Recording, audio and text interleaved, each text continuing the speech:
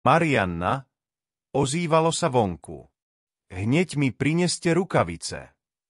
A potom niekto cupkal po schodoch.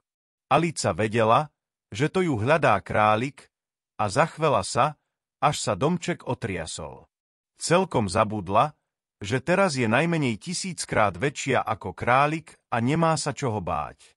Králik podišiel k dverám a chcel ich otvoriť, ale keďže sa otvárali dnu, Alica sa opierala o ne lakťom, nepodarilo sa mu to.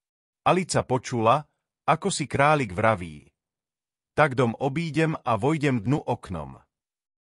A to teda nie, pomyslela si Alica, chvíľu počkala, a keď sa jej zdalo, že králik je už pod oknom, rýchlo roztvorila dlaň a chmatla do prázdna.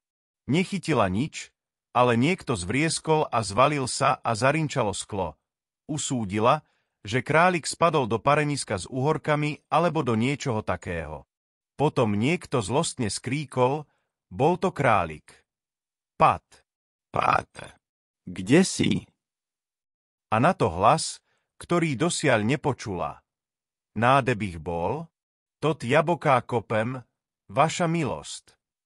Ako vílo vyletel z komína. No prosím, on si kope jaboká, hundral králik. Poď sem a pomôž mi stadeto. A znovu zarinčalo sklo. A teraz mi, Pat, povedz, čo je to tamto v okne. Gná, co by to malo byť? Ruka, vaša milosť. Ruka, ty chumaj.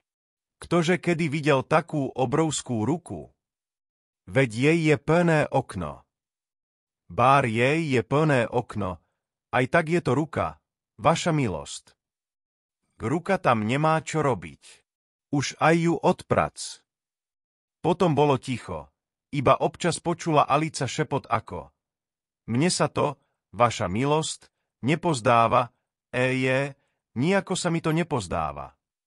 Grob, ako ti kážem, ty zbabelec.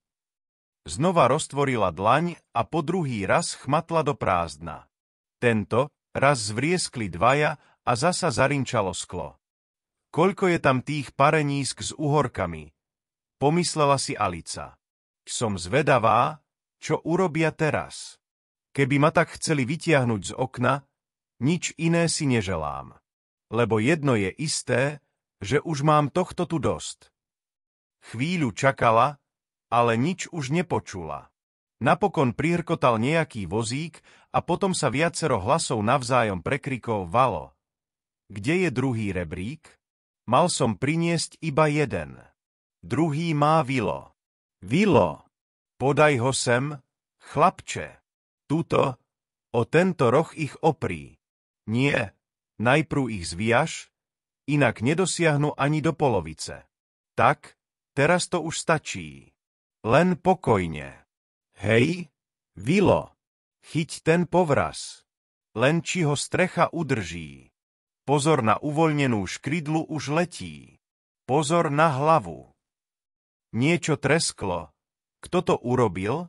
To iste Vilo. Kto vlezie do komína? Ja nie. Choď si ty. Ešte čo? Nech ta ide Vilo. Počuješ, Vilo? Pán vraví, že máš vliesť do komína ty. Tak teda Vilo polezie do komína, povedala si Alica. Zdá sa, že všetko váľajú na toho Vila. Nechcela by som byť na jeho mieste, kozub je úzky, len čo je pravda. Ale trocha si hádam, len kopnem. Stiahla nohu z komína, ako sa len dalo, a čakala, kým nepočula, ako sa nejaké zvieratko neuhádla, aké, tesne nad ňou škriabe a driape v komíne. Povedala si, to je asi ten Vilo, kopla z celej sily a čakala, čo sa bude robiť. Najprv zborove skríkli, Vilo letí. Na to králikov hlas, chyte ho, vy tam pri plote. Potom ticho a znova zmetok a krik, nadvihnite mu hlavu. Trocha pálenky.